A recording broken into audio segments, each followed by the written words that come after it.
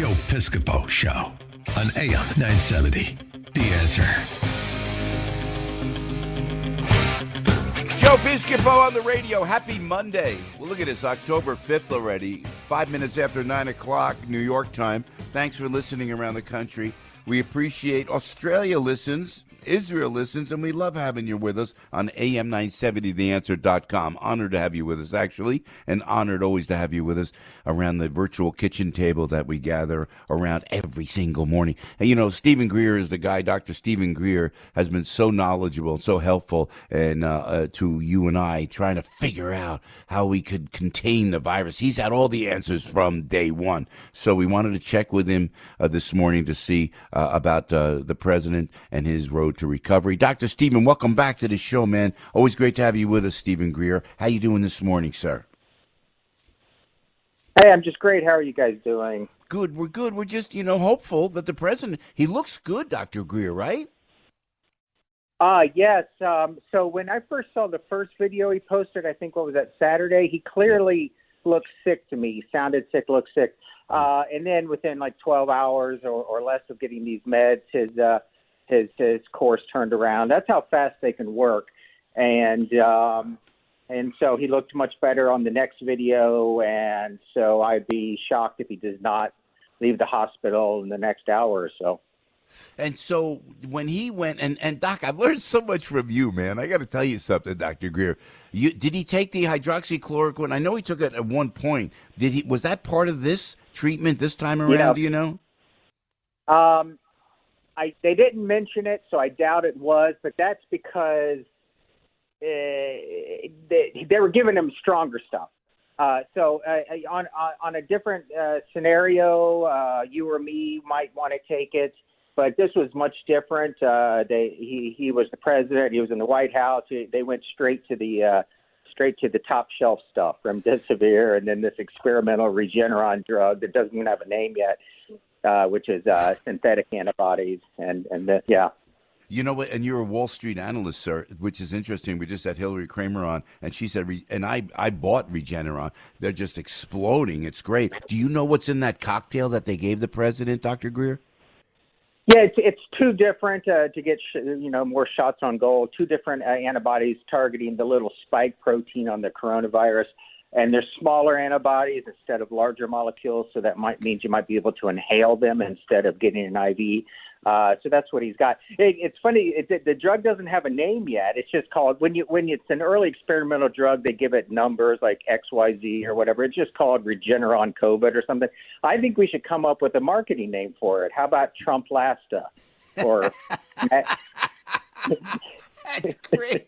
Yeah, really irritate the left. Name a great medicine after Donald Trump. I love it. I'm down with that. Hey, you called remdesivir our famous conversation months ago. Had to be February. And what do you got? You said hydroxychloroquine, which, by the way, I had a touch of the virus, and I didn't even wait. I didn't want to wait. I got to tell you, I went immediately on hydroxychloroquine, Z-Pack, and the zinc, like you said. And by the morning, I woke up and I felt fine. And then I got the antibodies now, which means the antibodies mean, and again, I keep asking because I'm a hypochondriac, Doc, forgive me, but antibodies mean now I can't get the virus this season. Correct? Just for this season, I can't get the virus. Is that correct?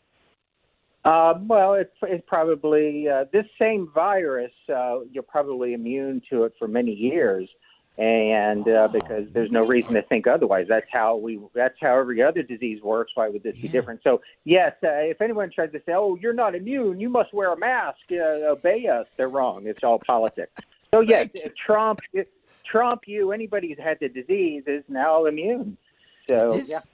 Look, you see that? So now should I get, and then I was at that event with the president. I wasn't in close proximity to the president. I was in the cheap sheets, Dr. Stephen. So I was way in the back just observing the president, who looked so healthy, by the way, Thursday. It was incredible in Bedminster. But they're saying, Joe, you looked at the president. Now you're contagious. I mean, it gets crazy. Do I have to worry about it if I was not in the proximity of President Trump? Well, if you had never had the disease, you wouldn't have to worry about it. But in your case, you don't have to worry about it because you're immune. So no. Okay. It means you didn't give it to them. It means they can't blame you. I'd be guilty. You know me, I'd be guilty forever. Oh, I'm the guy. And Hope Hicks, we don't know how Hope Hicks got it, right? Oh, Hope's getting a bad rap. Everybody had it. I blame Fatso Chris Christie. He was the one. No, wait. He's my buddy. No, matter of fact, I went back and forth with the governor's office yesterday just to wish him the very best. Hey, Dr. Greer, stay with me just for a second. Dr. Stephen Greer with us, and I know we got a lot to talk about, but and help me out here because I don't want to be like a conspiracist. I don't want to be like a whack job on the radio, but it's awfully coincidental to a lot of my listeners and to everybody on Twitter that all of a sudden the core of the United States of America, the White House, all of a sudden a group get infected. Mighty suspicious, Dr. Greer. Am I being neurotic when I say that, sir? I don't buy into that. I think it's just the colder weather and viruses. There's this cold season, so more people are getting it. That's all I think it is. And it would be really sophisticated to spread this, and the opponents are not that smart. So we're dealing with dummies on the far left. So I don't think they're smart enough to make an omelet, much less this conspiracy. So. You got to quote that. But you know how diabolical the communists are. Would they have tried to do something like this? And then I promise I won't ask another question about it. Maybe the communists, huh? Yeah, well, I mean, maybe like someone in the Kremlin or China would have the sophistication to do it, but they're not going to start a nuclear war over this. No, this is just cold season coming back. You know, something interesting as of Friday, because we didn't know all the facts and everything, there was a question, should he get remdesivir? No, the guidelines say you wait, and you wait for this is really important. Guidelines are next to worthless, even if they're based on good science. And any guideline coming out of the CDC is proven to be worthless because they change every other day. They prove to be, they lied to us about math. So medicine is individual. That's the point here. Every single decision is person by person. And you don't listen to these broad brush guidelines and say, if you're a doctor in an emergency room, say, oh, sorry, you're not allowed to get this because of a CDC guideline. It's nonsense. That's not how you practice medicine. Yes, so the remdesivir, they went right for it. And you said that from day one, Dr. Greer. Take the remdesivir, get it in your system. And you said that long ago, and that's exactly what they did. What alerted me a little bit, Dr. Greer, I don't want to take too much of your time, sir, but Dr. Steeman, what alerted me when the doctor said, we gave him dexamethasone. And that seemed to me like, ooh, maybe this is more serious than it was, or is that part of the regular treatment as well? Oh, well, in this case, yeah, that we know he had a fever, yes. The fever and these types, whether it's the flu or whatever, is your lungs trigger interleukin-1 and all these cytokines. And when you get a fever, it usually means it's because your lungs are starting to get attacked. And those are fragile organs. So, yes, you want to – they absolutely were right to jump on dexamethasone now that we know he had a fever and so forth. But it'll be really interesting now that President Trump's healing – it'd be really interesting to follow his other people, the other folks you mentioned who were infected, from Kellyanne Conway to Hope Hicks to Governor Christie and all that. If they do just fine, that's going to be a big statement. So.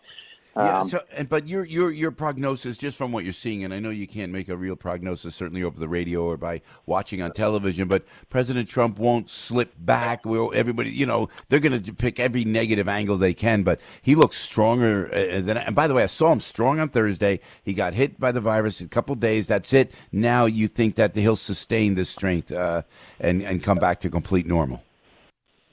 I mean, probably based on everything we know, and also he's not going to some regular home. He's going to the White House, which has a full hospital in it. So I see no reason he can't leave and do just fine.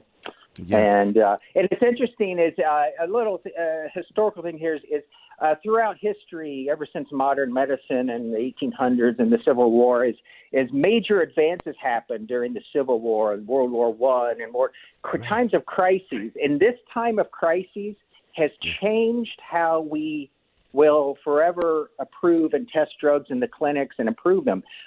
This is something I've never seen in my 20 years of following this, how fast all these drugs. Yeah, I mean, to get the Regeneron drug doesn't even have a name. The data came out last week, and it's already in the President of the United States, you know. So the entire paradigm of drugs has been changed because of this crisis. And I think that's interesting. So the pandemic benefited the medical field as a whole, you're saying?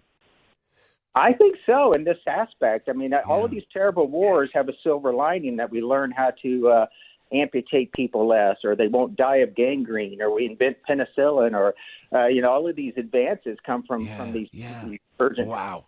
And Doc, before we let you go, I know you're a Wall Street analyst. I'm glad you're not too smart, Dr. Greer, but as a Wall Street analyst as well, you're looking for this V-shaped recovery now, probably more than ever, now that the president's back up and at him, yes? I don't see any reason. The pandemic has always been not as severe as I think, and I think it's politicized. So if that is true, then the politics end on November 4th, and we see a lifting. Speaking of that, Governor DeSantis down here, he's really redeeming your Italian community. Tony Fauci heard it, but Governor DeSantis is really doing everything right down here. And then we saw the governor of Mississippi, and so I think more and more we're going to see the lifting of the lockdowns and the economy recovering. I hope so. Dr. Greer, thanks so much. You're welcome here anytime, sir, and we appreciate your expertise always. All right, thanks. Thank you, Dr. Stephen Greer right there. He's the guy told us about remdesivir, told us about hydroxychloroquine, and looks like the president's going to be A-OK, and God willing, and I know the prayers have helped as well. Hey, Judy's been holding for a while. I got to go to our girl, Judy.